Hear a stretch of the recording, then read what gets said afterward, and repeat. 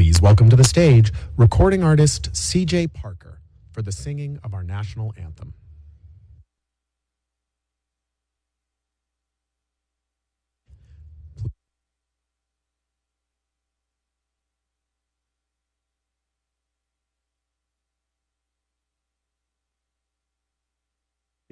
Can you see by the dawn's early light what so proudly we hailed at the twilight's last gleaming, whose broad stripes and bright stars through the perilous fight o'er the ramparts we watched were so gallantly streaming, and the rocket's red glare, the bombs bursting in air, gave proof through the night that our flag was still there.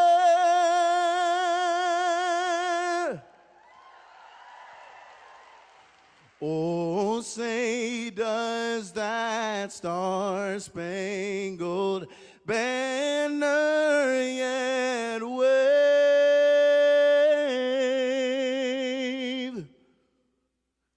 o'er the land of the free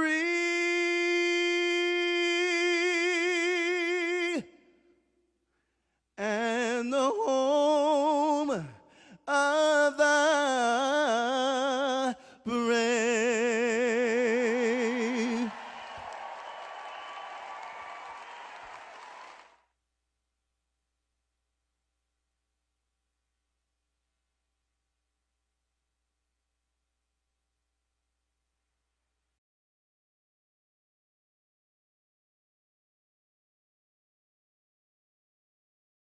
Laura Hubka, Lanon Bakam, and Ben Davis. Please give a warm welcome.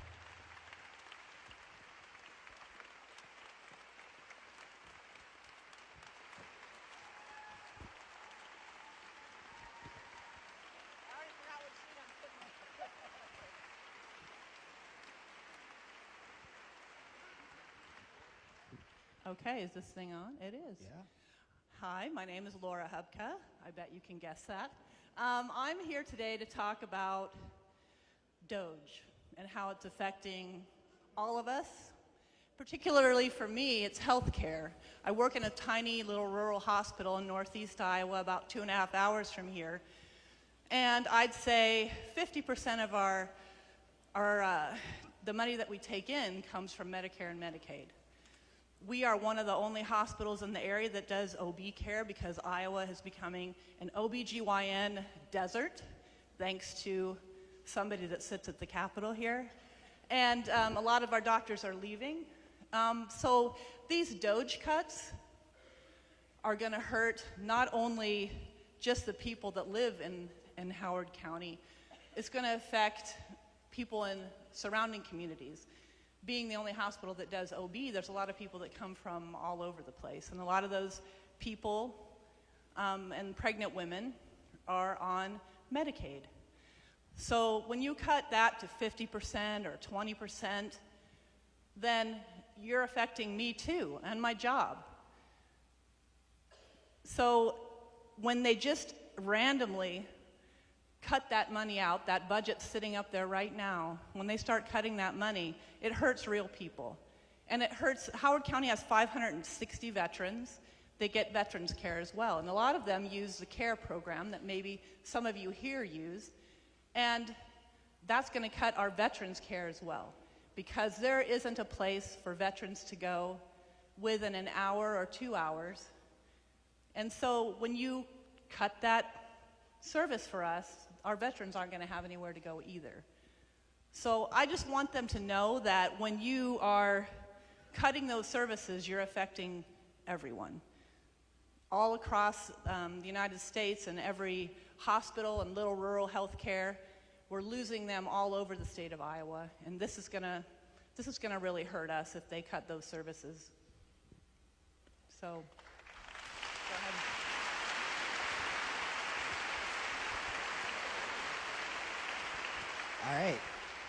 All right, it's my turn. My name is Ben Davis.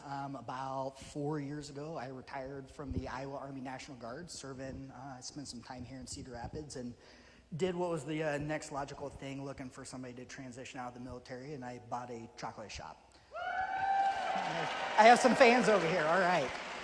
So what I want to talk about is just a couple minutes on how small business is being impacted right now through what we are all willing to spend because of the unpredictability of the world as we sit in our country right now, and then really kind of some of the impacts. Oh, sorry. All right. Yeah, hold it up. So, sorry.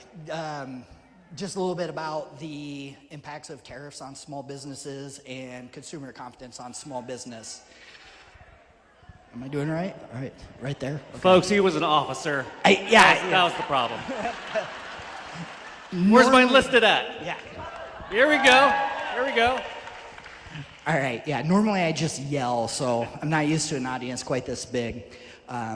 Our business, the Marion Chocolate Shop, when we bought it to now, our prices for cocoa, which if you didn't know, cocoa trees aren't grown in America, they have to be imported, has increased over 100% in the last 6 months. Some of that is climate change, which we are no longer part of the Paris Climate Accord, right? And then part of it is the fear of tariffs because everything has to get imported from Ivory Coast, West Africa, Costa Rica, Central America by way of Belgium. So our product, our prices are going up. And how that impacts us is I don't sell bread, I don't sell eggs, I don't sell the stuff that you need to get by. A lot of people think you do need chocolate to survive. Yes. But at the end of the day, I know my product's a novelty, but how it impacts my family trying to live our American dream as small business owners is we either have to pass all of our costs on to you, our customers, our consumers, or we have to eat it. So if we end up eating the price, what that does is that doesn't allow me to sign one of our daughters up for volleyball camps, our other daughter up for camps at Theater Cedar Rapids to be part of this community. It stops us from reinvesting our money as a small business owner into this community. And then the cycle is just gonna keep going and going. So tariffs are really bad for us. The unpredictability of the world and where money is going to come from and how much we're going to pay for basic necessities like transportation, groceries, that type of stuff is going to hit us hard. And as a veteran who's trying to live our best American dream, we're having a really hard time doing that.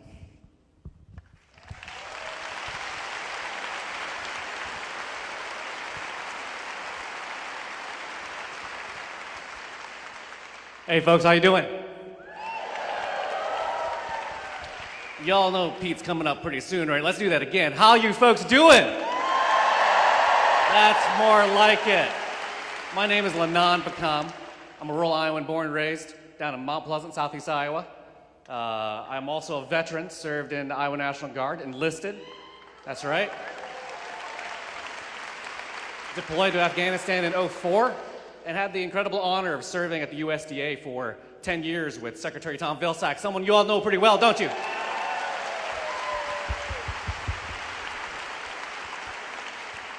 We've heard already from Laura and Ben these local impacts that are happening right now in this state, and it's devastating. There are a couple things that you need to know right now. That this administration, the Trump tariffs and trade war are going to devastate rural America. That's a problem.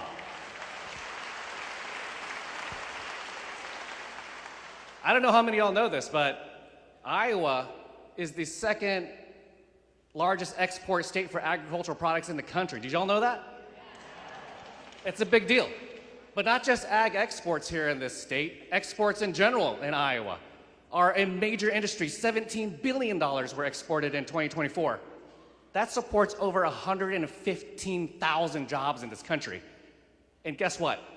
Like agriculture, with these tariffs and these trade wars, it's really, really hard when China, Canada, Mexico, Japan decide to go get their products from somewhere else. It's really hard to get those markets back. How hard is it, folks? Really hard. It is. And we've seen this already. The Trump administration is injecting chaos into our economy. Farmers and ranchers in our rural communities need certainty. They want to know how they can plant and prepare for the next year. And when they cut programs, they cut the ability for farmers and ranchers to even go to their local office to seek help because they're cutting staff and they're cutting hours, that makes it harder for us to be able to grow and raise our own food locally. And I'm gonna guess, I'm pretty sure most of the people in this room feel strongly that we want to get our food from closer to where we are, am I right?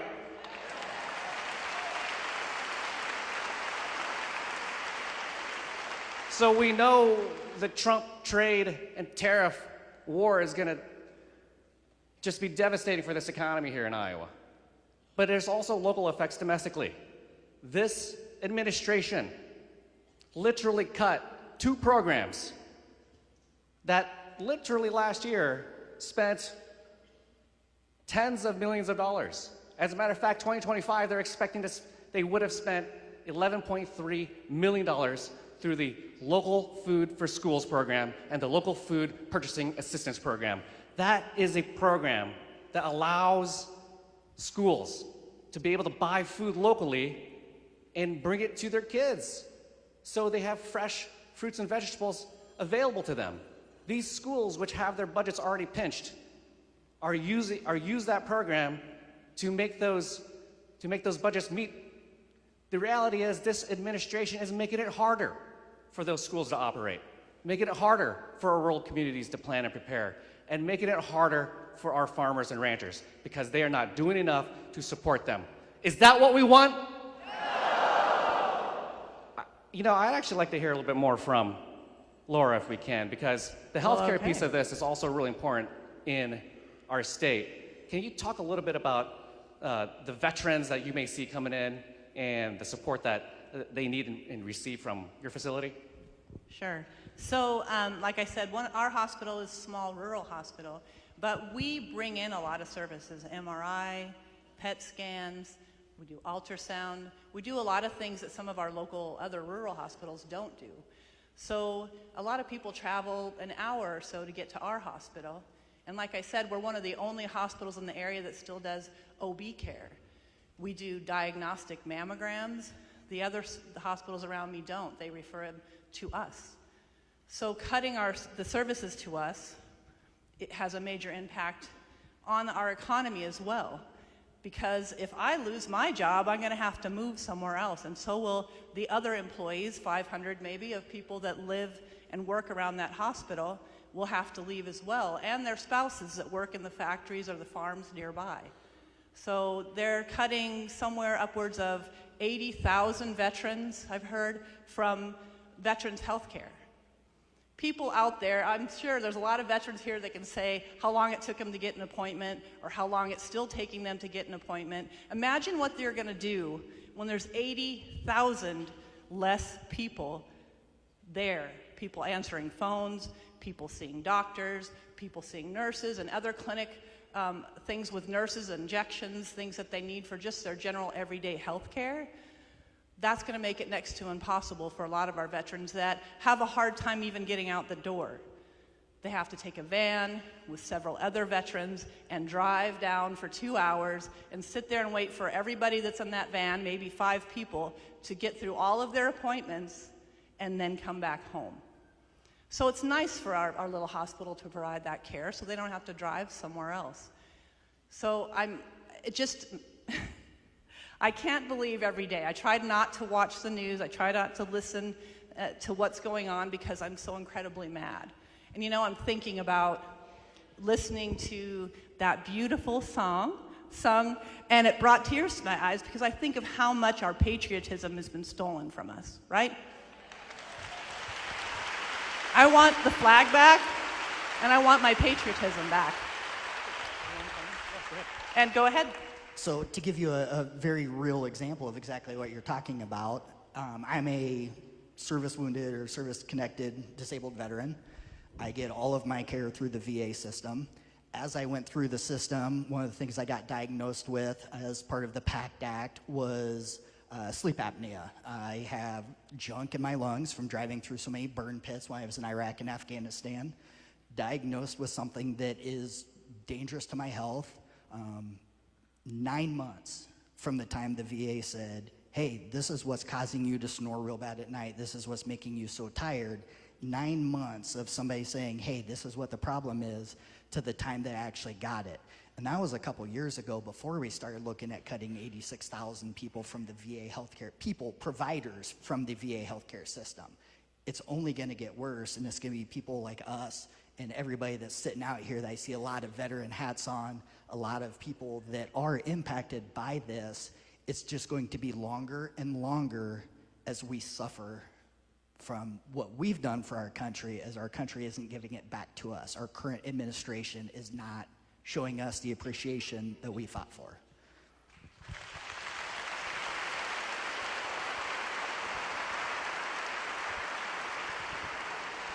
Hey folks, guess what? I just got the hook. We're about to leave stage. But that means we're getting just another minute closer to Pete. You guys ready for that? Hey, you learned. That was really good. But let me just finish on this, okay?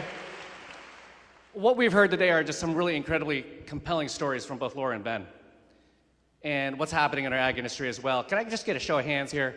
How many of y'all from a small town, have a connection to a small town, grew up in a small town, right? That's right, there's a lot of us in here, and I actually think Iowa's one big small town. Right? Kind of feels that way. We all know each other, we're friends, we're neighbors, and that's the amazing thing about having this community. And when this administration tears and rips at the fabric of that community, it's tough. Because in this state, as Laura was talking about, in my hometown, Mount Pleasant, these things are fragile. There might only be one hospital in a town, one post office in a town, one school in a town. And when you lose any of those components, your town starts to die. And we can't let that happen in this state. And that's why we need better leadership for our country moving forward. Thank you very much.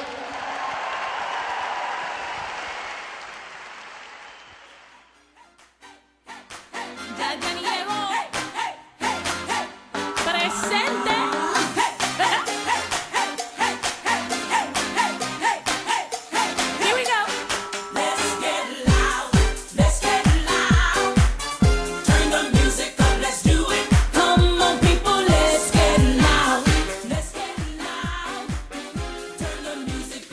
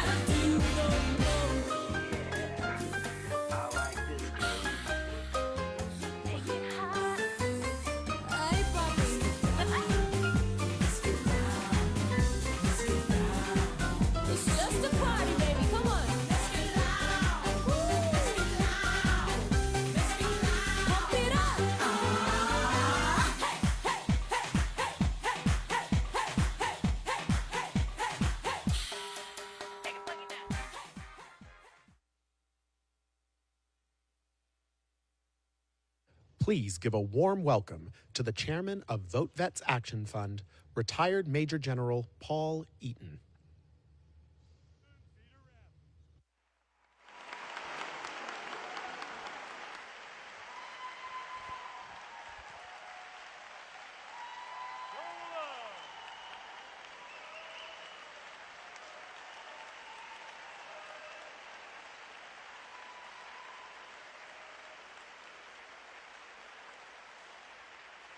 Thank you very much. Thank you for coming out to share this moment with Mayor Pete, a veteran, one of us. So we got a whole lot of veterans in the office here, and we've got their family members. We got people who love veterans, and tell you, there's a whole lot of energy going on right now. So, as I flew in here, it's just a beautiful place. A lot of brown earth with veins of green, bright green going through it. And I said, I get to do this. Now, we had a comment, how many people lived in small towns? I grew up in the military, and we moved around a lot. But what was home for me, where my paternal grandparents were, small town in Weatherford, Oklahoma. About 4,000, but as a little boy growing up to be a teenager, working in there, I get it. I completely get it. And I thank each and every one of you for doing what you're doing every day and being here with us this afternoon. So I was asked to introduce myself in a different way, and it might sound familiar, the methodology, but so I retired as an infantry soldier. I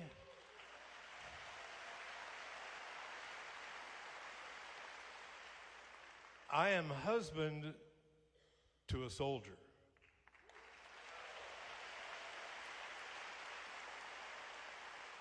I am father to 3 soldiers.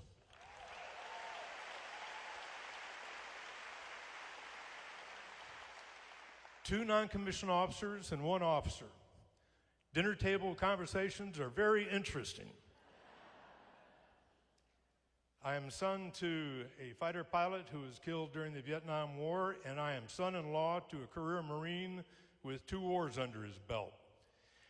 There are a lot of stories like that in the veteran community. We grow and recruit from families. And that's the way it is. And the whole reason that we're here tonight is to support our veterans.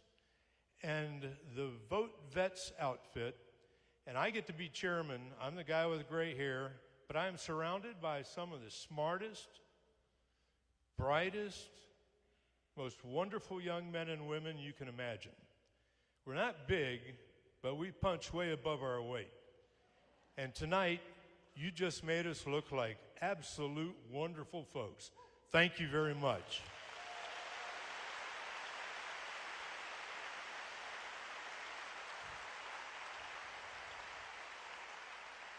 So, once upon a time, about 20 years ago, we had a Army captain and a political Democratic consultant get together and say, we need more members, more veterans in Congress. And our main mission is to get veterans elected to Congress. That's our main task. We also work issues that are important to veterans. And that's pretty much why we're here tonight. The 3 folks we had up here, your folks, they told stories about how this administration is impacting their lives. Those are 3 voices, but there are a lot of voices like that. And when Laura says doge, that's actually become a verb. People get doged. And that's why we're here tonight to support the veteran community and to do our very best to protect the men and women who are in the armed forces or who will be soon in the veteran category. That's why we're here. And there's a young lady in this room who came in wearing a t-shirt. T-shirt said, "Show up, stand up, and speak up." That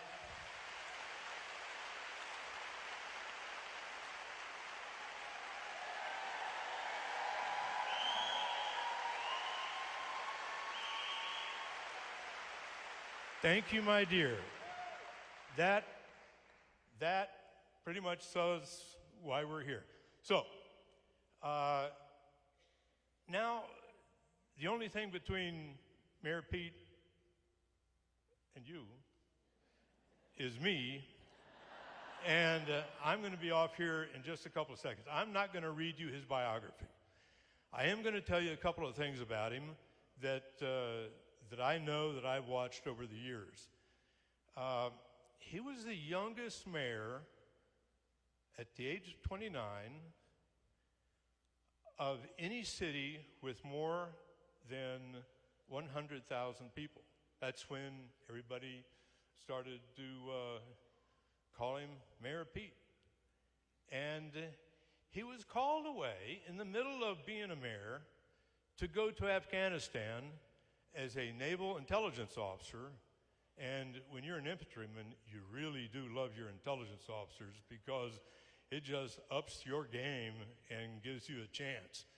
But this man, Mayor Pete, has served this country, all of us, over and over again.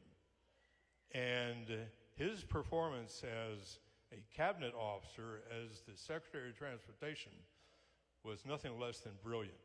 He would show up.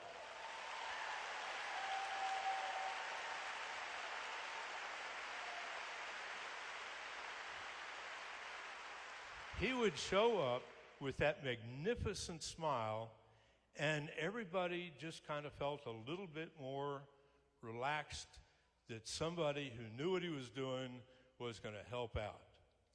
So, without further ado, a man I am most proud to be able to introduce, the man who gives service as a naval officer, as a veteran, cabinet member, and of course, Mayor Pete. Here we go.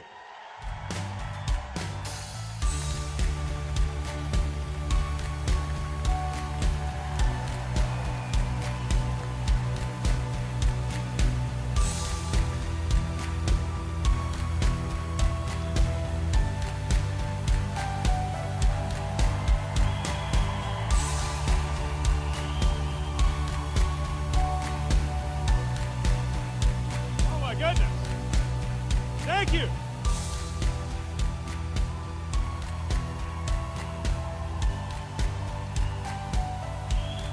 Thank you so much. Wow.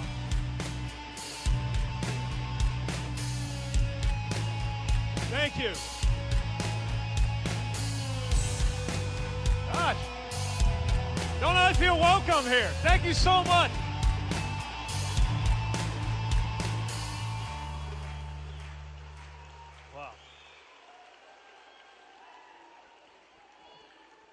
Thank you, General Eaton. Thank you, VoteVets, for hosting us today. And thank you for joining us for a very important conversation I've been looking forward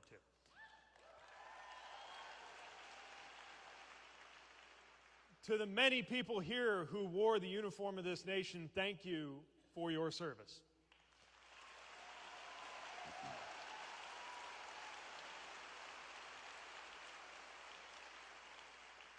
And to every one of you who chose to be here this evening, I know you got a lot on your plate, a lot you could be doing. I can't thank you enough for joining me for this conversation. It feels really good to be back in Iowa.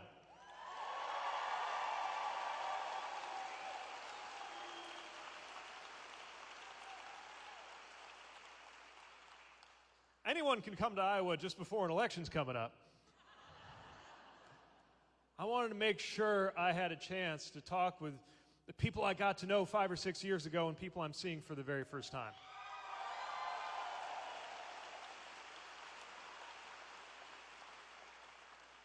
Last time I was in Iowa, or last time I was in Cedar Rapids, I was in my previous capacity as secretary bringing a few $1 million from the Biden infrastructure plan to fix up your airport. So it felt really good to step off that plane yesterday and have a look around at that terminal. That's coming along nicely. Nice job with that. It's got that new terminal smell that only a former transportation secretary can love. And the last time I was here before that, I was sort of winning the Iowa caucus for the president. So that was fun.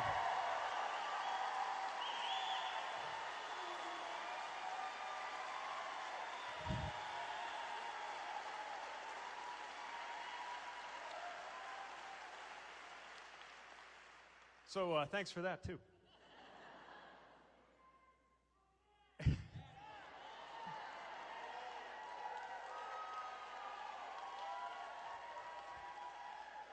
So, you know, you come to a place you haven't been to in a little while, and your mind goes to everything that's the same and everything that's changed. And a lot's changed. When I was running around here 5 or 6 years ago introducing myself, I was before COVID.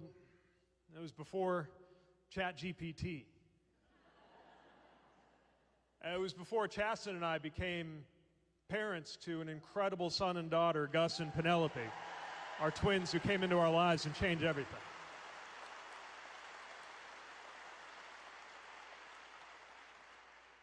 Other things haven't changed so much, including the fundamental importance and crisis of trust in our society and in our country.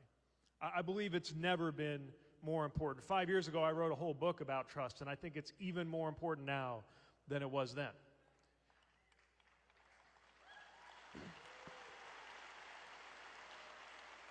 And that's part of why I wanted to be in Iowa in a room filled with veterans, because you know a thing or two about trust. You know what it means to trust somebody with your life, even if you just met them, because you have been in situations where there is no alternative. You know what it means to earn trust, because you have raised your right hand and pledged your very life to the preservation of our republic. So we're going to need you. And we're going to need everybody in this community and every community who recognizes the fundamental nature of this country and the fact that it is facing its most profound test in generations. We are being tested on nothing less than whether the United States of America is, in fact, the freedom-loving people that we believe and know ourselves to be. Let us meet that test.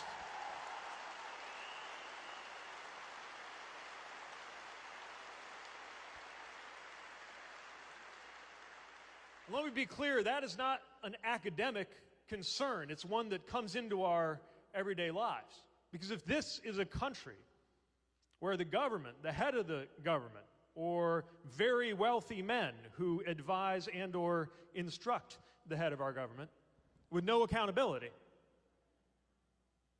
that means that if you're a farmer caught up in a useless trade war, the answer is too bad.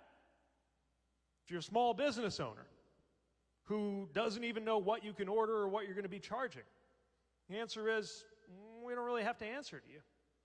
If you're one of the 10 million Americans who we just learned stand to be kicked off of Medicaid if this Republican budget goes through Congress, the answer is go pound sand. That is unacceptable in a democracy.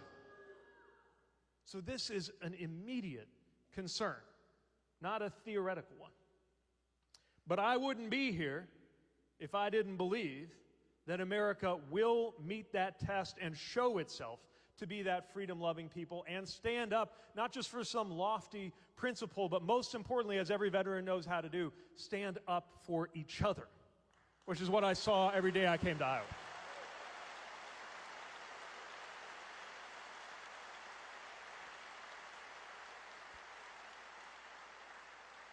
That means recognizing what we must stand up against and, just as importantly, being clear about what we're for. Even in this moment when opposition to the abuses coming out of Washington has never mattered more, this isn't just about what we are trying to block, it's about what we are determined to build. It's about what could be better, what will be better if we follow the guiding lights of this country. And another thing that hasn't changed from when I was running around here 5 or 6 years ago is that I believe that rests on the principles of freedom, security, and democracy, correctly understood.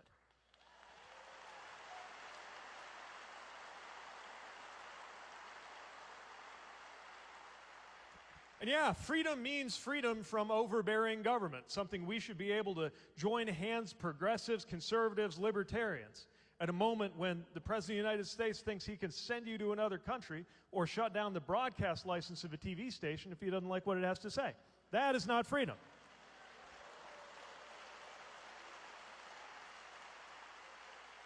We have lost some freedoms in this country during this administration and the previous Trump administration. But we will not rest until we have restored freedoms like a woman's right to choose.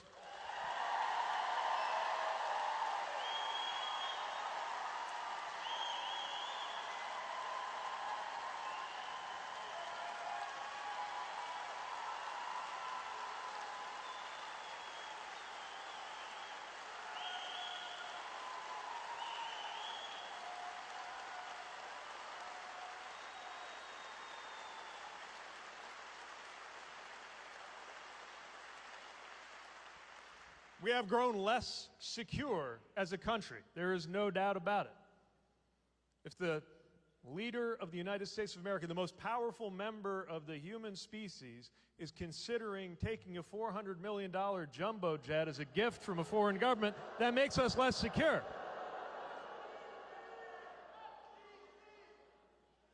If the Secretary of Defense can randomly text highly sensitive classified information to some dude on his phone, we are less secure. But just as importantly, we could be more secure.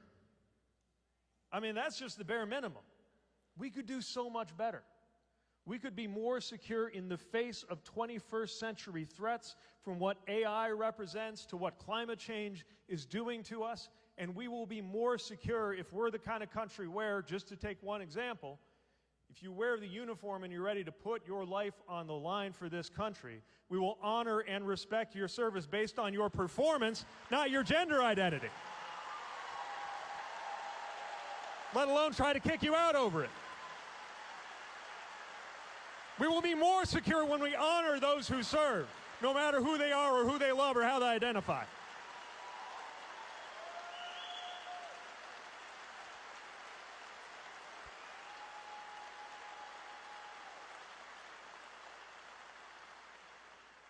And democracy.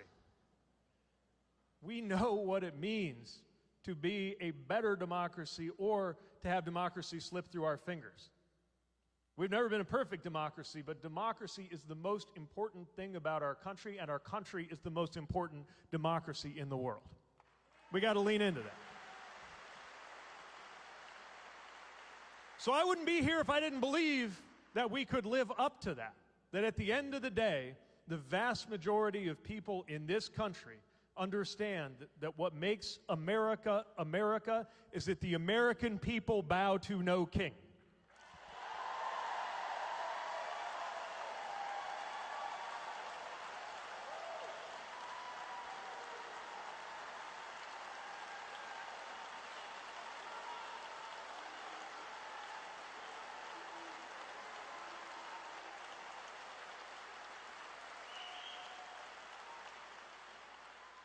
So we got some work to do. We have to make it clear right now, not waiting for some campaign cycle to play out, but right now, every day, talking to friends, and this is hard, talking to neighbors, talking to that uncle, who we really do love, but he's believing all the stuff he's seeing on Instagram, and we got to talk. It's talking to each other, and yes, it means getting the attention of your elected officials about the policies that they are allowing to go through. If we do that right, we're going to make ourselves proud of this now very difficult, very painful time in our country. A couple days ago, I was driving our son and daughter back from school, and we passed a supermarket near our house, which has a flagpole. And my daughter pointed to it. She said, "Papa, American flag." which I thought was really cool for a 3-year-old. And we started talking about it. I said, yeah, you're right, that's an American flag. I said, guess what? It has a nickname. It's called the Stars and Stripes, because it's got those white stars and those red and white stripes. He said, oh, what else is it called? I was like, well, it's called Old Glory. This is the tradition of that flag as a battle flag in important moments in our country's story. He said, oh, what else is it called? I was like, Stars and Stripes, I already said that one. Star Spangled Banner. It's called that because there's a song about it. He said, oh, what else is it called? You ever talk to a 3-year-old? I was out of nicknames by then. But I got to thinking, she knows what the flag is, but she doesn't yet know what it represents, what it means to all of us, and what it meant to me. When she and her brother are old enough, I'm going to tell them. I'm going to tell them what it was like to salute that flag. I'm going to tell them what it was like to have that flag Velcroed to my shoulder when we got into a vehicle to go outside the wire in Afghanistan. I'm going to tell her and her brother one day what it felt like that handful of times that as an officer I had the solemn ceremonial duty of taking that flag and handing it to somebody and saying, on behalf of the President of the United States, the Department of the Navy, and a grateful nation, I present you with this flag as a symbol of our appreciation for your loved ones' faithful and honorable service. One day I'll tell her that too. But before they're old enough for me to lay anything that heavy on them, I'll tell them about the values that that flag represents, the story, the incredibly rich and inspiring, and yes, very, very complicated story of everything that has happened under that flag and in the name of that flag. And I'll tell them about how what made America and makes America great is not something that we dust off by saying the word again. What makes America great is its ability to wrestle with its darkest demons and come out stronger and better for it.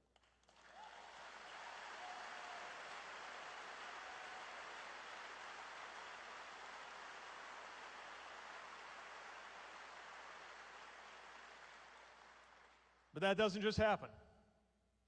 These times are painful, they are complicated, but so is every period of history that has ever inspired us. Every person we have ever been inspired by. They didn't do the things that made them inspiring on a perfectly calm, clear day. They did it in the face of headwinds. They did it in the face of pain. They did it in incredibly unstable and difficult moments. And so we're living in one of those, and that's not a fun thing. But in a strange way, it's a kind of a privilege. Because there will be no question that we, American citizens, in this moment, we're living in a time of enormous importance. That we would do our part to make sure that that flag and everything that is done in its name lives up to its promise.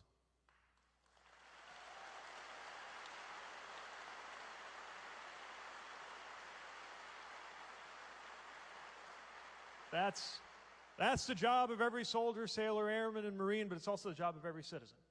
And citizenship plays out in so many ways, and this is one of them. So I'm excited to have a conversation with you. And with that, here endeth the monologue. The mics are going to go around, and I can't wait to talk to you about whatever's on your mind. Thanks again for coming here.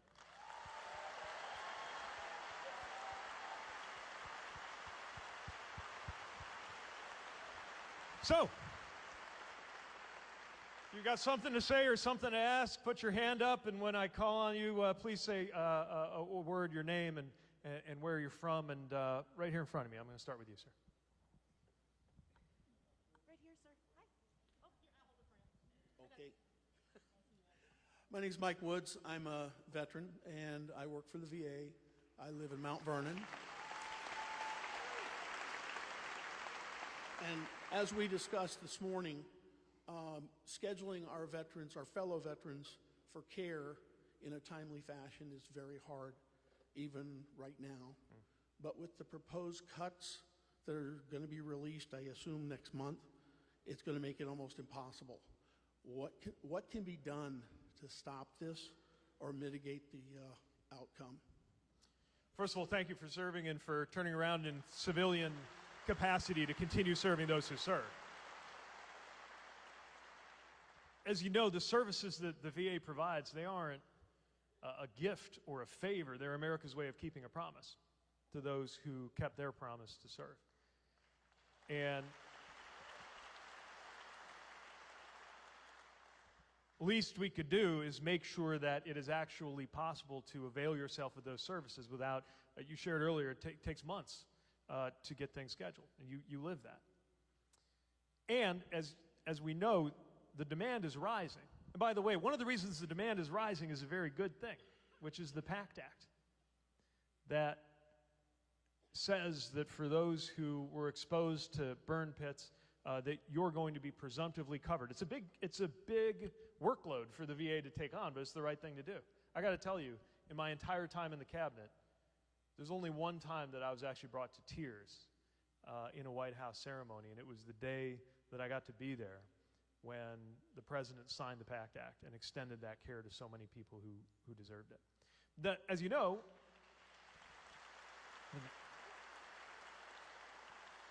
you don't have to be a VA professional or a political figure or much of an expert to know that if the workload is rising and you're cutting the personnel, you're going to have a problem. Cutting 80,000 people will, plain and simple, make it harder for the VA to execute its incredibly important mission. So what can we do about it?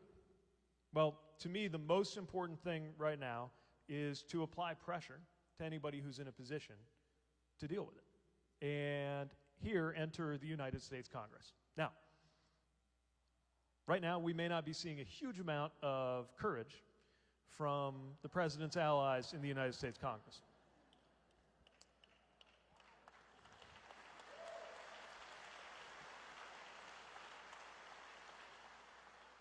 But I think many of them, including some who represent this area or this state, are already aware of two things. One, that these cuts are wrong, and two, that these cuts are unpopular. Unfortunately, they might actually care more about the fact that they're unpopular than the fact that they're wrong. Since they're both, this is an opportunity to get their attention. We're all here for this town hall. I can't help but notice that I'm not even elected official or running for anything. I'm here. I can't help but notice a lot of people who are elected officials aren't. There's a reason for that, right? They don't want to have to explain this stuff. Continuing to get their attention changes their incentives, and there's this sense of inevitability, of invincibility, right, that the president's trying to create. But it's not true. They'll back down. He'll back down when he screws up badly enough, but not as often as I'd like. But they change their mind all the time. They just change their mind about tariffs. What are the tariffs? 10%, 120%? I don't know. It's different every day. And I believe that they can be induced to change their mind about this if and only if there is more public pressure for a better policy. Thank you. That one. Let's see. Red shirt. Just sit tight for a second. Mike will find its way to you. Oh, please. Wait just a second. Oh, Mike's coming your way. Okay, Stephen Miller's talking about getting rid of habeas corpus, and this has been an onslaught since the beginning of the year. Do you think there's any line that he will cross that Congress is going to finally do something like Republicans? Yeah, great question. Thank you. I mean, habeas corpus, this is some really basic foundational stuff about the rule of law, right? And that's what tells you this is not a normal Democrat-Republican fight. Matter of fact, when a senior White House official is seeking to end habeas corpus, I have a question from some people I know. Where the hell are the libertarians right now?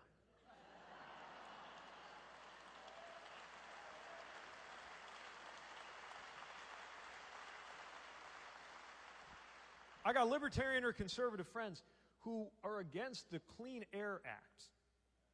And they actually have, there's a philosophy to this. They they don't say they hate clean air, but they are so opposed to the idea of government doing too much that even making sure we can breathe air is it's still too much. Some of them even say it's tyranny. Well, if you think the Clean Air Act is tyranny, what do you have to say when they're talking about getting rid of habeas corpus? And once again, I am convinced that members of Congress in the president's party know that this is wrong. They also know where their bread is buttered. Right? They live in an environment where they have more to fear from the president of the United States than the people of the United States.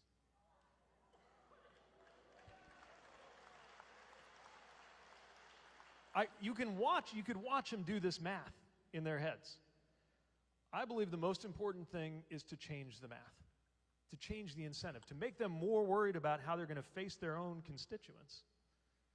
If they're not going to town halls, there are other ways to get their attention. There are other peaceful means to get their attention, peaceful but energetic means to get their attention, that might remind them that if not out of principle, then at least out of political self-preservation, they have an interest in standing up for what's right. I'm sorry to say it's not happening on its own. It should have by now. But you can tell, because they have been forced to back down on some of their most ridiculous proposals, that there is a line. Is there a line he wouldn't cross if he could? No. But are there lines that he can't cross? Yes. And it's up to us, we the people. And we don't have to wait for an election. It's up to we the people to draw those lines and make it clear that you can go this far but no further.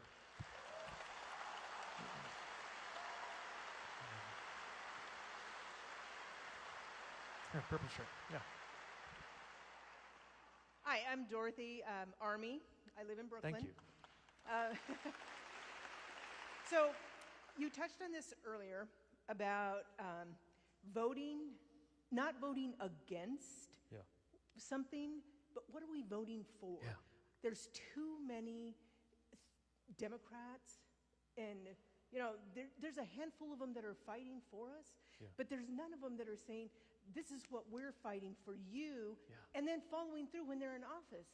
That's what we need, and I think that's why we're in the situation we are, because there's too many people voting against the status quo, and we don't want our veterans benefits to go back to what they were. We want them to be above and beyond, because we have more veterans, and we have people who are willing to work for it, and if the money is allocated correctly to the needs, to the actual needs of the people, then we're going to have better benefits for women, for marginalized people, for our veterans. Yes. That's what we need. And that's right. So my question was, how do we get them fired up to really serve us and hopefully we get it back soon, the power to do this? I think you're describing such an important point. This isn't, look, obviously there is a parade of horribles emanating from this White House and this administration. But look, there are a lot of people, we all have neighbors who voted for him. By the way, a lot of them don't even like him. But they said, maybe he's going to make me better off. Maybe he's going to just smash everything and come up with something better. He did, By the way, he did the first half, the smashing stuff up part, right? He did that. Just not the part where it makes us better off. And it is both politically and substantively wrong, in my opinion, if all my party has to say is let's go back. I am not here saying we got to make things back the way they were in 2023. Look, the hard truth is, if our government, our politics, our society, and our economy were working, we wouldn't be here. Proto-authoritarian populist movements don't just come out of nowhere. They find fertile ground when things are not working. And again, in a room of folks who have served, you know this. You know how frustrating the old status quo with the VA was, even as incredible things were done to make it better. And one thing every veteran is an expert in is bureaucracy, right? We all know so much about paperwork. We've seen Americans at their best, but we've seen government at its most frustrating because we were part of the largest, most bureaucratic bureaucracy in the world, which is the United States Department of Defense. And yet, we can make us better off. So take the budget. And again, look, everybody's talking, including me, talking about the jumbo jet because I'm pissed off about the jumbo jet. But I believe the most important story today is that the numbers started coming back on the budget reconciliation put forward by the congressional Republicans, which last time I checked, literally as we speak, they're marking up in committee and voting on. And it is literally a zero-sum game. Because the more they do this, the less there is for that. So yes, I am against the enormous tax cuts for the rich that they are pushing through.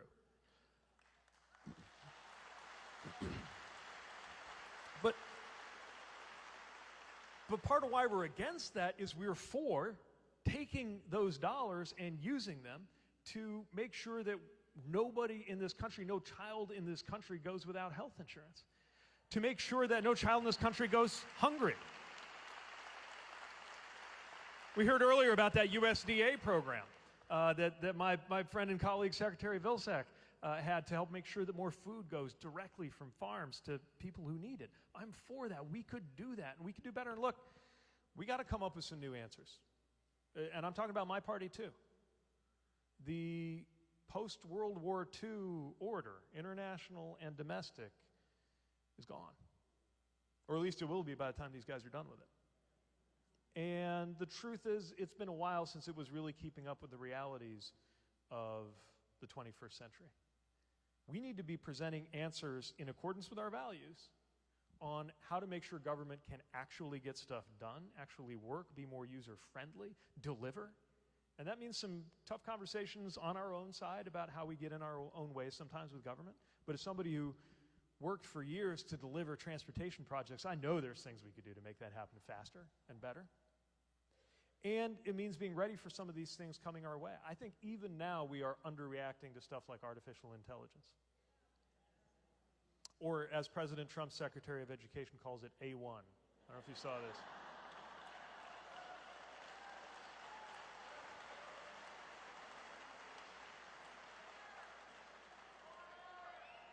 She thinks there's something called A1, which means she doesn't understand that it stands for AI, which means she doesn't understand artificial intelligence.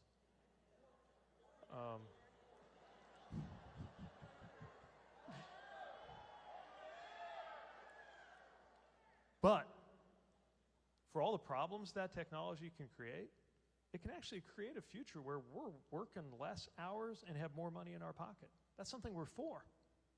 But it means making sure that the incredible gains that come from that technology, that we have a policy structure that gets a share of that out to the American people, instead of taking somebody from being worth $200 billion to $400 billion. That's what we're for, among other things. Let's see, right here.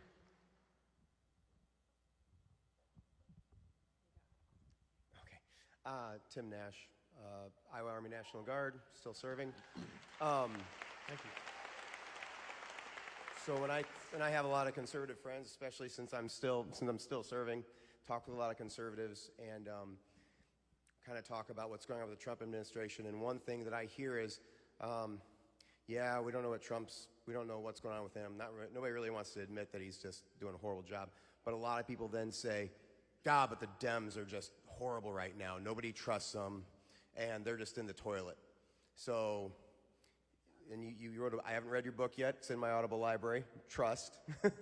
But I guess my question is, how do we get the American people to trust in the Democratic Party again, as a party of the working person, as a party of veterans, and as the party of patriotism? How do we do that? Yeah.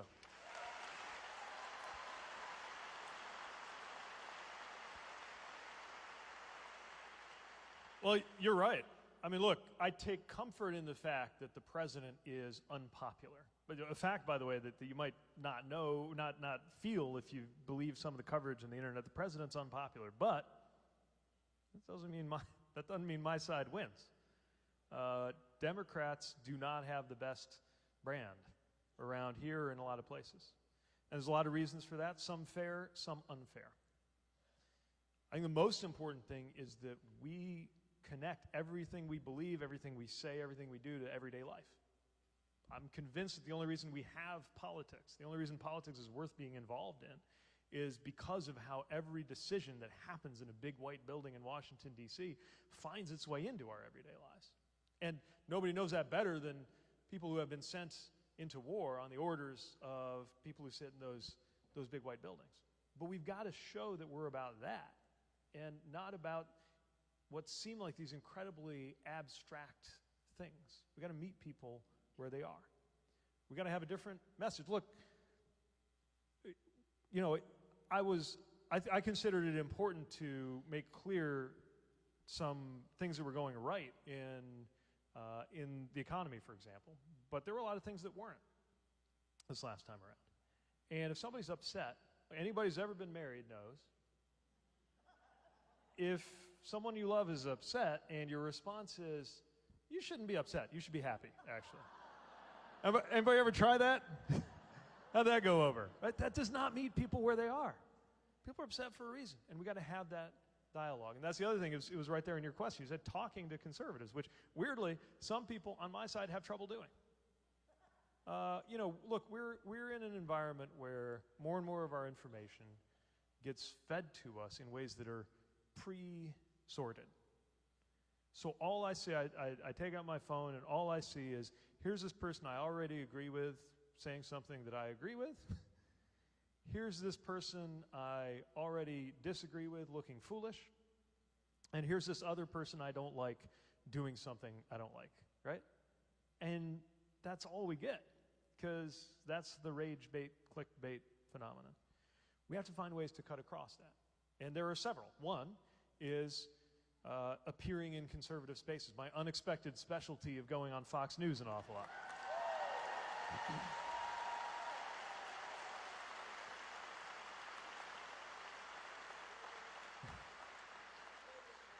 Podcasts. I'm doing a lot of podcasts. I've never done a 3-hour podcast before. But there are all these sources of information that our friends who think differently than we do about politics are getting information from, that frankly are not subject to the editorial standards of a newspaper. And that makes it all the more important to get in there and present a different way of looking at things. And then the last thing I'll say, offline. We're going to have conversations that are offline. That's what this is. I mean, we'll probably take some of this and put it online, but just human beings being around each other, it sounds like the most basic thing. It happens in a military unit. I mean, it happened in my vehicle. I was in a conversation with people with radically different politics and racial and economic backgrounds. Sometimes felt like the only thing we had in common was that flag. But precisely because of that, we've got to understand each other, and I felt I got to understand the country better. We need to seek that out in neighborhoods, in faith communities, in rooms like this.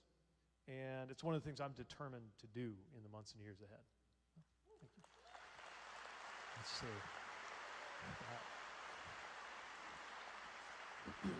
see. Sir. I'm really challenging the mic runners here, sorry.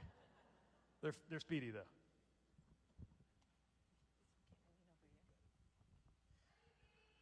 Mr. Secretary, Scott Phones, Iowa Democratic Veterans Caucus Chair for the state. Thank you.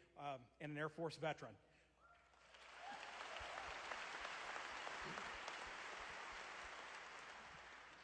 The keystone of our nation is rule of law.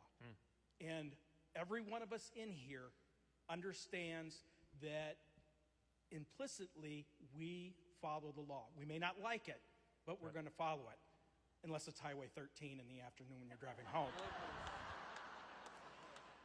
That being said, we have an element of due process. And what we're seeing with Garcia and other individuals being denied that due process. Can you please tell the audience here and kind of give them the tools that they need in order to have a conversation to say, this is why due process is so important? Yeah.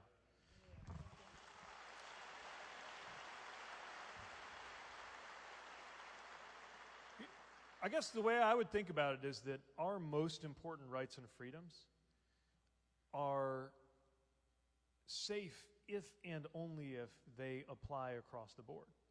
So just like freedom of speech isn't freedom of speech if it's only for speech we agree with, right?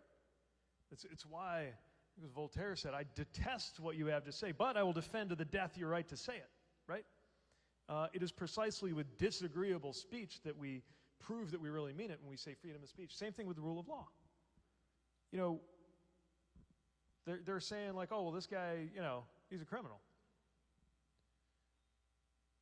The whole point is that no one person, least of all, no one politician, gets to decide that you're a criminal. Who decides? We have a process. We have laws. That's what due process is.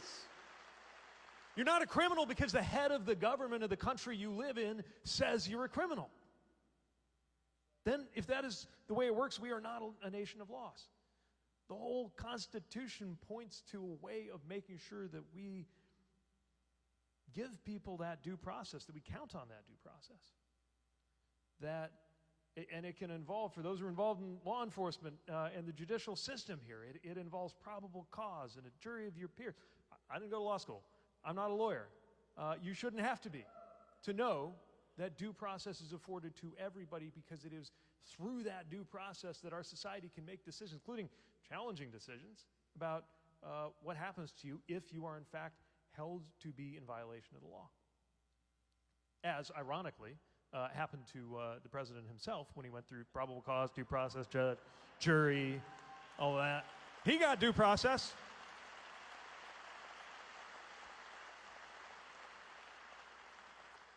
So should everybody else. That's how I think about it.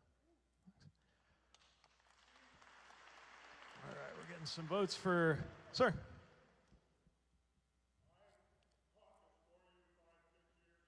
Thank you.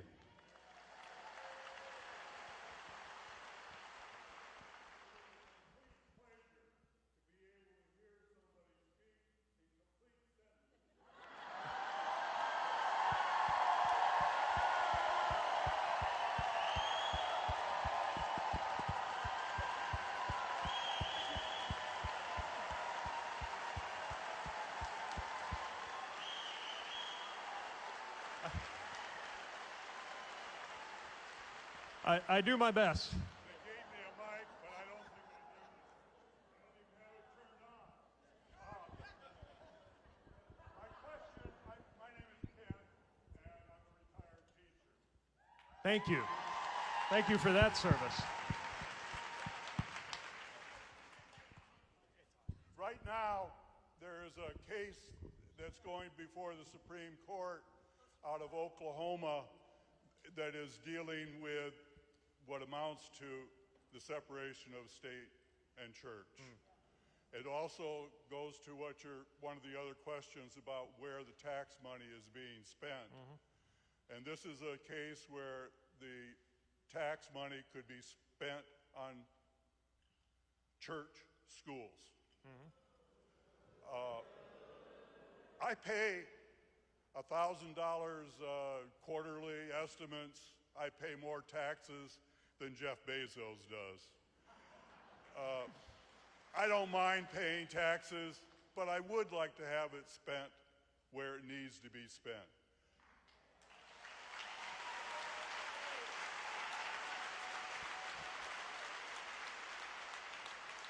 I would like you to speak about the separation of church and state and tax money being spent on public schools. Yeah.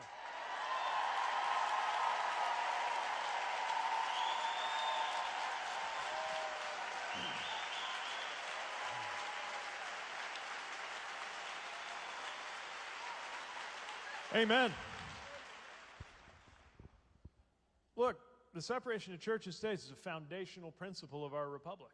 Our country was founded by people who decided they didn't want to have to live subject to somebody else's interpretation of his own religion. They were, by the way, religious people. But they didn't want to have to live by somebody else's religion.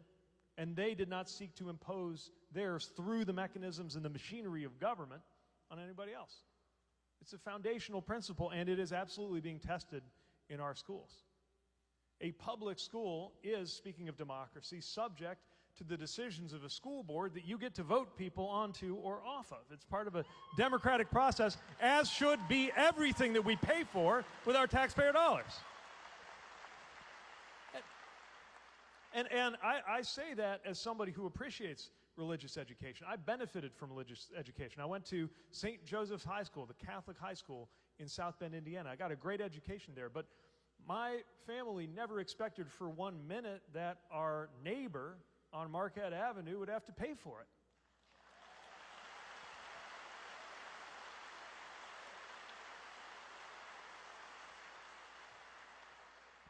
And this is one of many things going before the courts that affect what's going on in our schools. This other case about being able to take your kid out of this or that one, basically line item veto on any lesson that is completely, just in practical terms, completely unmanageable.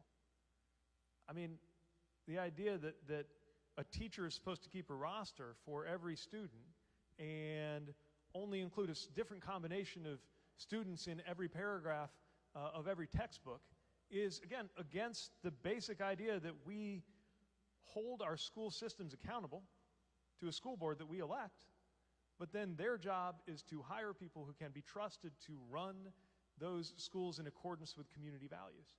That's the idea. By the way, that's an idea that is richly rooted in a tradition of respect for local decision making that conservatives used to talk a lot about, and I think we all ought to be able to agree on. So. And one last point, again, because this isn't just about what we're against, it's what we're for. It's not just that we are against forcing people to pay with their tax dollars for private education that they might not subscribe to or agree with. We are for using those tax dollars for excellent, first-rate public education.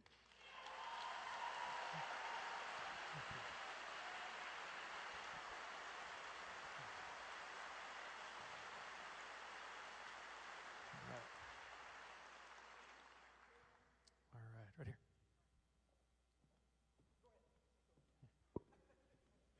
On your left. Pardon me, thanks. Hold this for you. My name's Ned Fry. I live in Mediapolis, Iowa.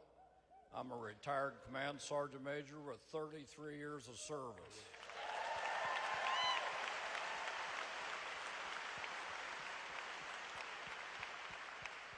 "18 veterans a day commit suicide, and if we fire 83,000 people in the VA, I have been sending Lieutenant Colonel Joni Ernst messages and messages. I want to know how many of those people are doctors and nurses and suicide hotline people.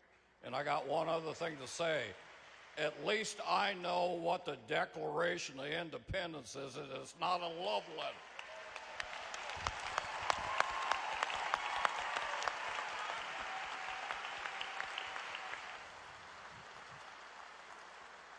I couldn't have said that better myself. Well, thank you for that service, and thank you for taking a stand for those who come home. And we, definitely people I served with came home physically intact, but they still didn't make it. And it is a profound crisis.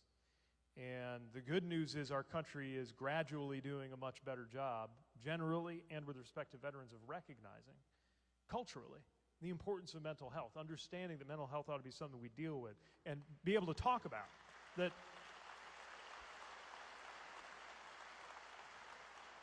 someday you could talk about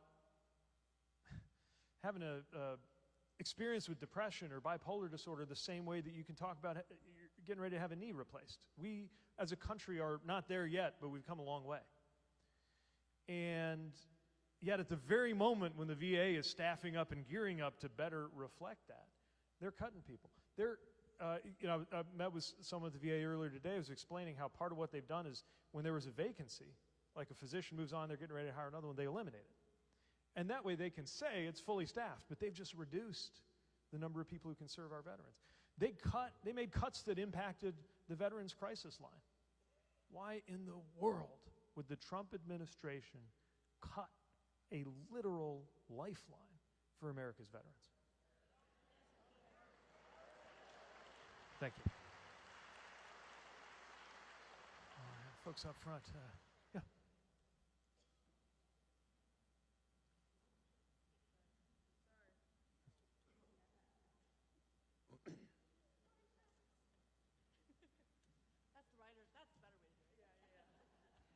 So I'm Ava Jones, I'm 20. I'm both a traumatic brain injury survivor and I'm currently fighting cancer.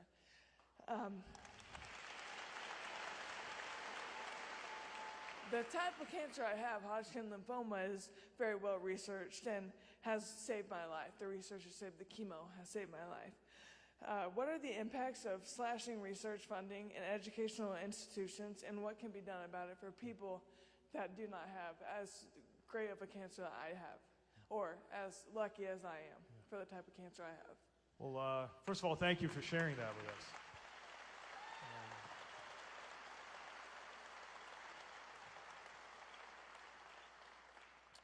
And I imagine you just picked up a whole bunch of people who are rooting for you in your recovery and your future.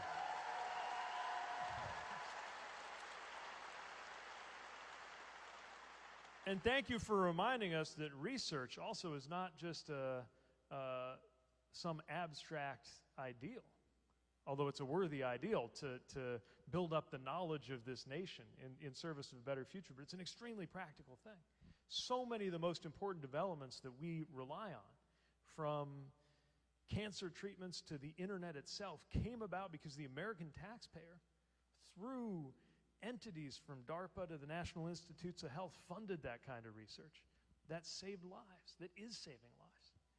And we'll never even know just how many people were benefited or even saved by that. A great nation is one that aspires to lead the world in that kind of research. Again, not merely out of national pride, though we have a lot to be proud of in the advancements that have been funded by the American taxpayer, but because it makes everyday life better, because it makes everyday life possible. And I believe in the kind of, talk about what we're for, not just what we're against. Obviously, we're against randomly and cruelly slashing important research programs. We're for what this country could be, can be, has repeatedly shown itself to be at its best, leading the way, because that becomes a gift to the entire world. The entire human species benefits when the American people make that kind of research possible. So let's be clear that this is a country that believes in science, believes in the potential of modern medicine, and believes that it not only needs to be researched and developed, but then made available, which is what's at stake in this fight over Medicaid health insurance. You have to be able to get the care that the best minds in America have invented and made possible. Thank you again for sharing your story. Stay strong.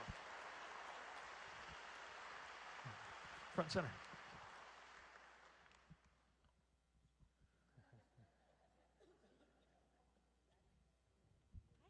Sorry to make you do that again.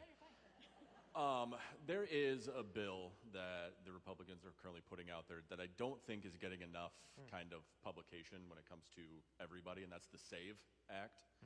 Essentially has to do with voting rights, and especially women's voting rights, married women, disenfranchised. Can you kind of speak a little bit about that in regards to just educating everyone on what it is and what we can do to help combat it?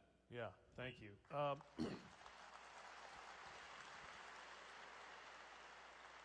So one thing that my Republican friends come up with from time to time is stuff that sounds really good on its face until you really look into it. All of us believe that only eligible citizens should be able to vote in American elections, which is why that's already the law.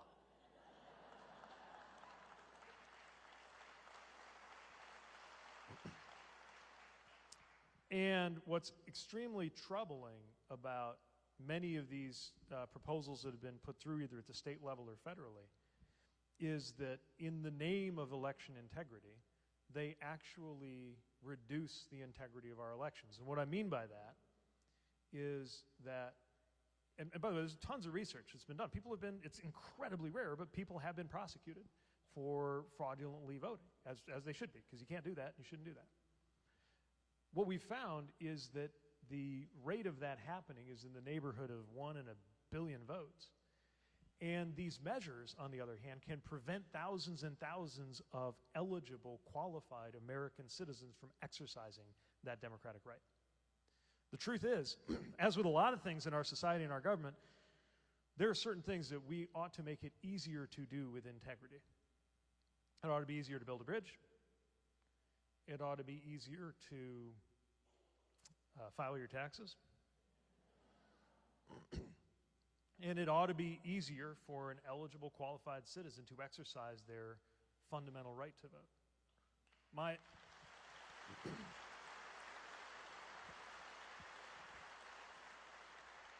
So some legislation that will prevent 5 or 10 fraudulent votes out of a billion, but also prevent thousands and thousands of Americans from voting is, in my view, a distortion of our elections. And it's one I think they wouldn't be really into if it weren't something they thought might benefit them politically, which is really, I believe, what this is about. By the way, if you really want to have election integrity, one thing I would do is establish as a principle, as a right, that you shouldn't have to wait more than an hour to cast your vote.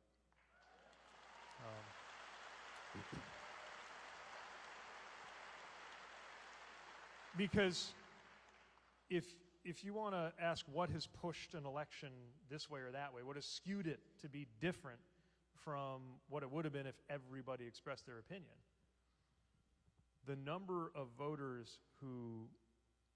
people who might conceivably have voted who shouldn't is, I am certain, much less than the number of voters who walked away because they had something else to do, who are exactly the people who have the most on the line when they're working 3 jobs and still depending on Medicaid, and now their Medicaid benefits are being put on the line, or any of the other things that are being done. So I'm glad you raised that. It's unsexy, this process stuff, right?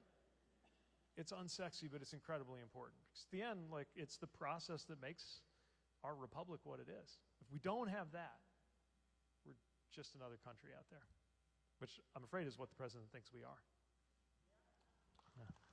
Yeah.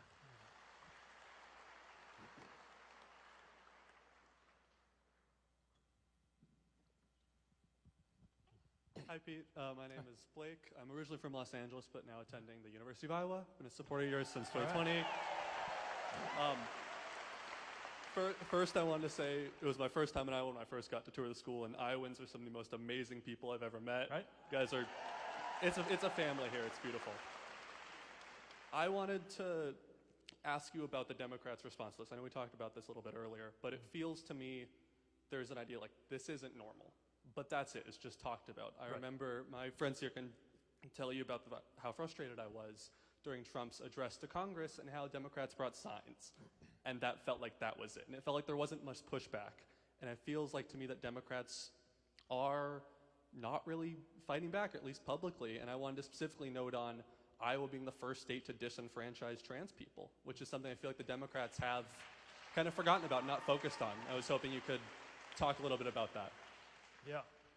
Well, there's this theory out there that if we just kind of hang back, don't do much, then the people in charge today will screw it up, and then they'll get blamed for it, and then we'll win. I disagree.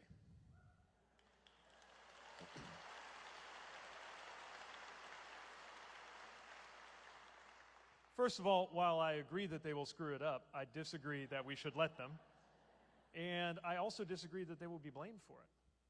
They may not be good at governing, but they are really good at allocating blame.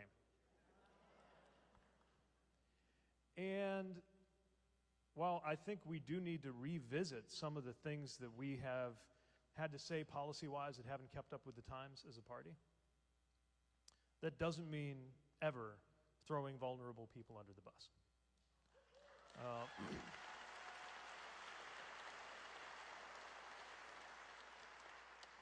Americans may have questions about how to make sure sports are safe and fair, which I get. But Americans also understand that your gender identity shouldn't affect whether you get to vote.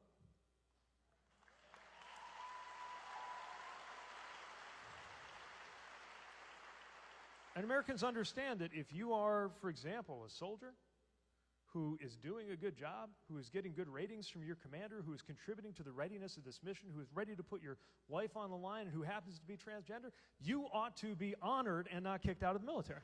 People get that.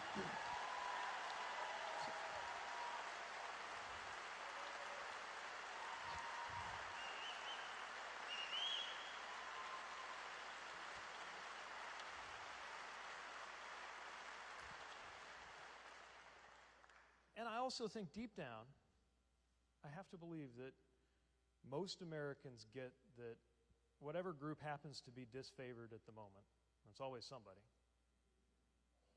that the kinds of politicians, left, right, or center, who get ahead by stepping on their faces, nothing good comes of that.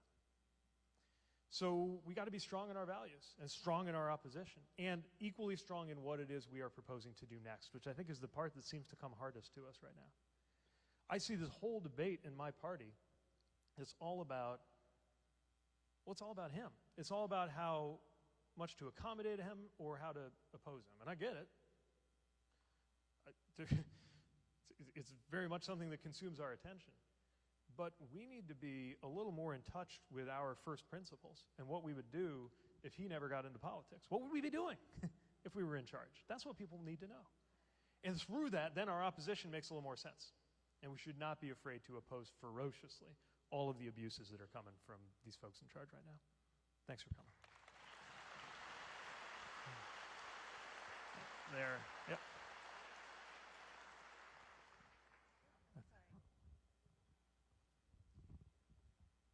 My name is Myra Frana, and I want to know what you have to comment about the Afghani refugees that have been given till May 20th to self-deport.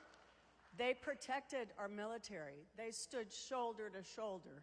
We brought them here 3 years ago, and now we're leaving them behind.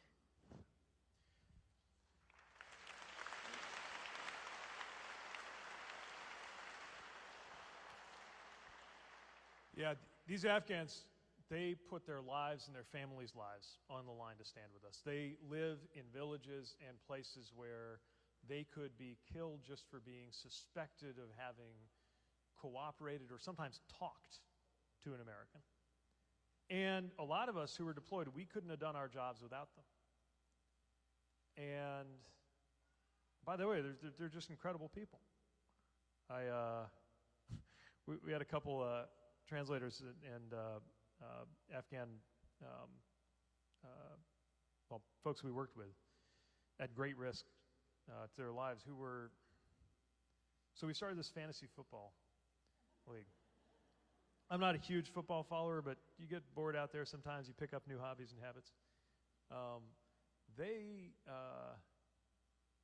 was amazing. They'd never seen a football game in their lives, but they loved America, they loved the guys they were serving with. They actually wound up generally doing better than the rest of us because they didn't sentimentally imagine that they could outsmart the machine. They just went by the numbers, you know? And I think about the conversations that we would have about, we talked about corn, because some of them are from parts of Afghanistan that grow agricultural products. And I was trying to think of a way to relate to somebody who has such a different life than mine. And being from Indiana, I realized we could talk about agriculture and about corn. But at the end of the day, it's not about, you know, their personalities. It's about their sacrifice. And it's not just about them, it's about us. It's about the integrity of a country that must see to it that we keep our promises. The security of a country that must make sure that whenever, as we undoubtedly will do again, whenever we are asking somebody to put their life on the line for us, that they believe us when we say, do this and we will have your back too. It is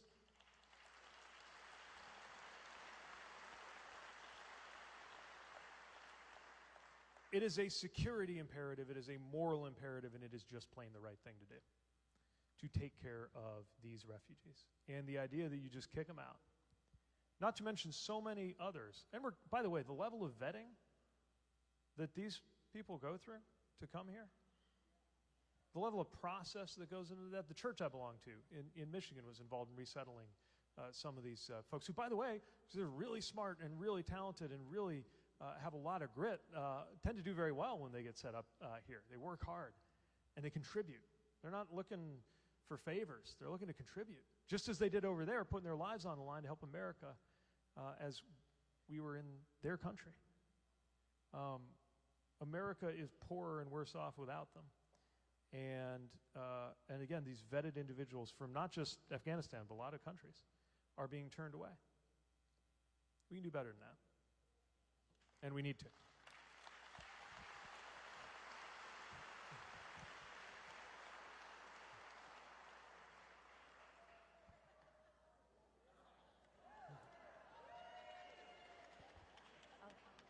I popped into Raygun on my lunch break today. It's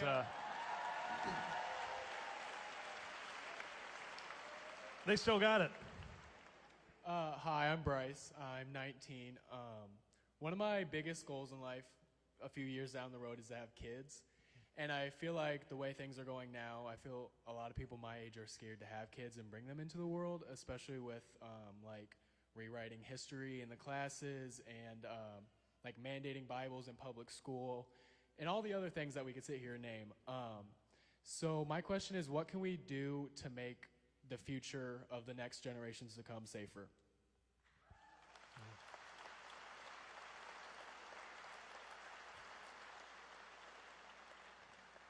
Well, I'm kind of biased on this because having kids is the best, hardest but best thing that I've ever done or that's ever happened to me.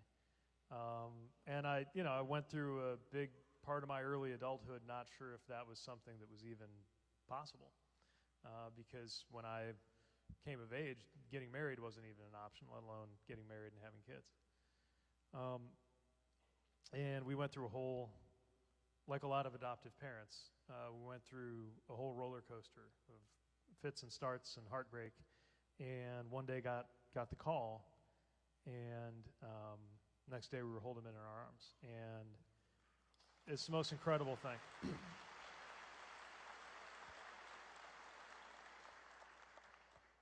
And we think a lot about the values we want them to grow up with, the experience we want them to have, the way we want them to see how they fit in the world. Chasten, I wrote a book about trust. Chasten just wrote a kid's book. It's coming out next week about a family kind of like ours getting ready for someone they love to come home. And it's just one part of how we're trying to raise them with the right values and above all make sure they know they're loved. It's why I'm doing this. It's funny in a way.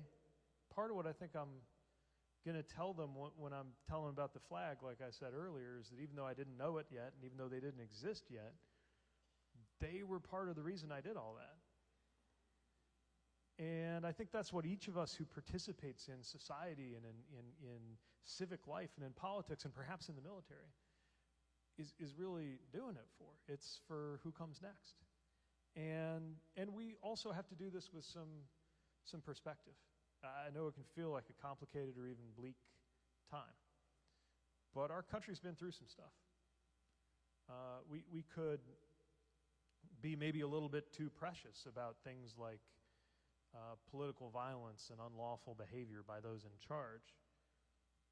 I had the great honor of getting to know John Lewis before he passed away.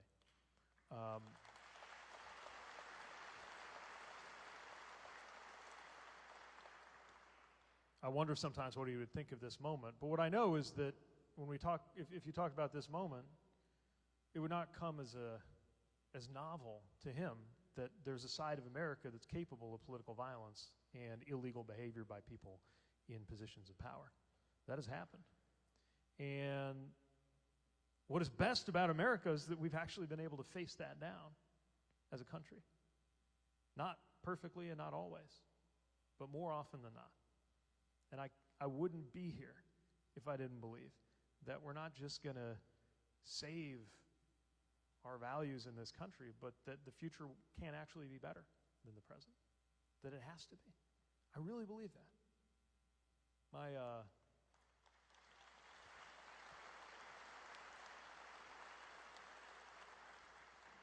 Talk about generational change. I used to tell my parents that I kind of envied them being young in the 60s. Because it looked pretty fun. and the music and the culture and the protests, it just seemed, yeah, I romanticized it. I still do in a way. But after hearing me say that one too many times, my mom sat me down and said, like, it was terrible. A lot of things about it were terrible. People we looked up to were getting assassinated. My friends were being sent to the Vietnam War. We didn't know what was going to happen to our country. And we romanticize a period like that now because we know that some amazing things emerged from that. And we know that in so many of the most important struggles of that moment, we were as a country able to beat back some of our worst demons. And I think the 2020s might be like that. I envision a conversation where I'm talking to the kids when they're old enough to say, what were you doing in the 20s? I want to say, we stood up, we spoke up, we came together, and that's why your life is better now. We have to make it happen. I'll come back to this.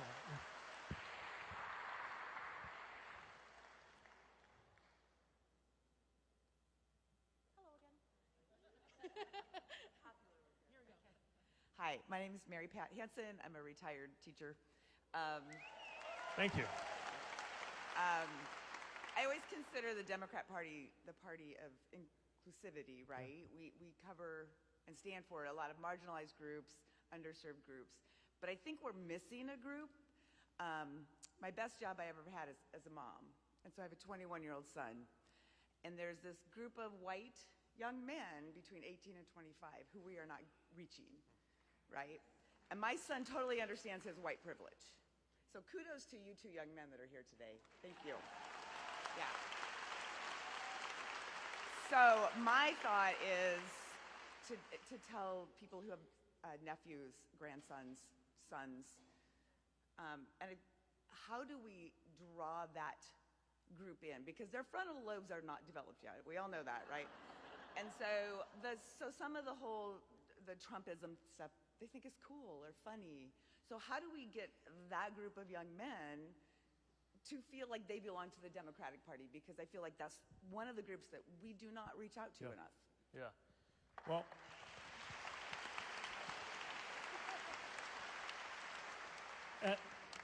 at risk of sounding obvious, step one is talk to them.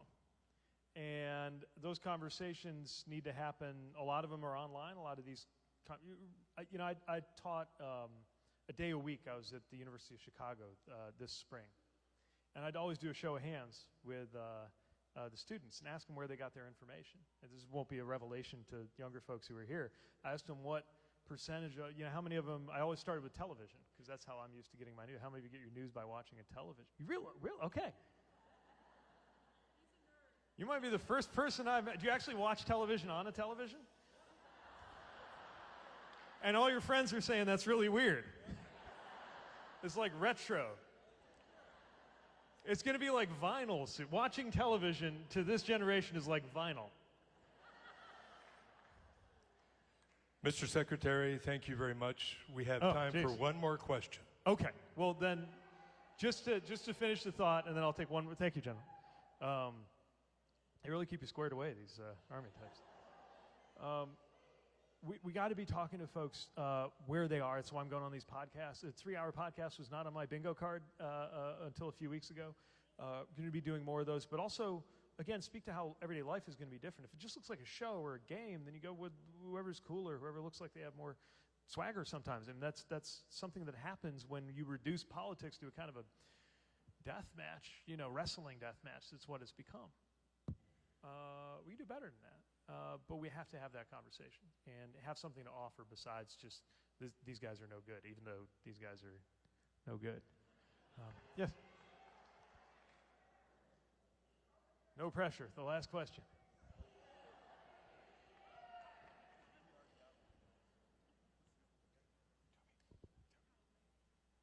Hi, my name is Brittany McDonald. I'm a University of Iowa graduate student in social work.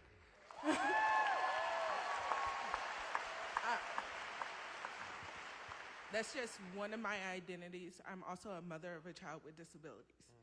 So my question is, how can we, as a nation, bring in the disability community when it comes to policy. They're often an afterthought, and it's something that I am strongly passionate about, fighting for the right, not only my son, but everybody with disabilities. So what can we do? Thank you.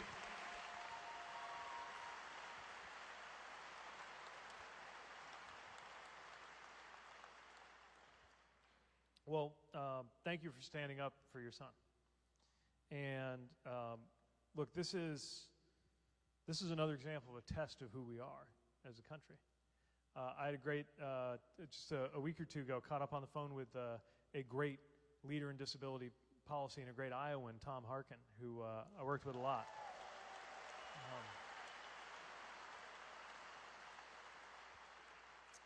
And one of the things I'm proudest of that we did during my time in transportation was things like a rule to make sure that airlines had to treat passengers with disabilities better than they do, including wheelchair handling. As I'm sure you know, Americans with disabilities are the biggest category of Americans recognized by civil rights legislation. And as I'm sure you also know, when we do right by people with disabilities, that doesn't just benefit a disabled American, it benefits the community, the country, the family, whether it's transportation, making sure that the conference or the wedding that somebody couldn't go to if they were unable to go because of some barrier, making sure they can contribute, or whether it's just making sure we're the kind of community where everybody has a place and has belonging. That makes us better, everybody better. And of course it makes disabled Americans better off. Plus, and this is something that gets too often overlooked, a great many Americans who aren't part of the disability community today will be. So many of us will age into disability. So we're doing right by everybody when we do better. Now, I've been troubled by what I've seen, including the new administration looking ready to roll back some of the work that we did. Airlines that responded to the wheelchair rule by suing. But I know that this is something that Americans understand, because the other thing about the disability community is it cuts across every category of geography and income and race, you name it. And talk about folks who have a lot on the line. If they throw people off CHIP or cut Medicaid, or make it more difficult to get in-home care, let alone the accommodations out there in our transportation systems and our communities that, by the way, make it possible for so many disabled Americans to work as well as to live well. It is the right thing to do, and it reflects well on us. And maybe a great note to end on, because the one thing that I see both in the ethos of a veteran and in the culture of the Midwest, I'd like to think universal American culture, but definitely in the Midwest, is this determination to stand up for each other. And whether it's the teachings of my faith that whatever you do for the least among us is how you make yourself useful, is the very stuff of salvation, or whether it is the democratic principle that everyone has an equal vote, no matter your wealth or your standing or your story, or the good old-fashioned Midwestern idea that you're not better than anyone. We're all in this together.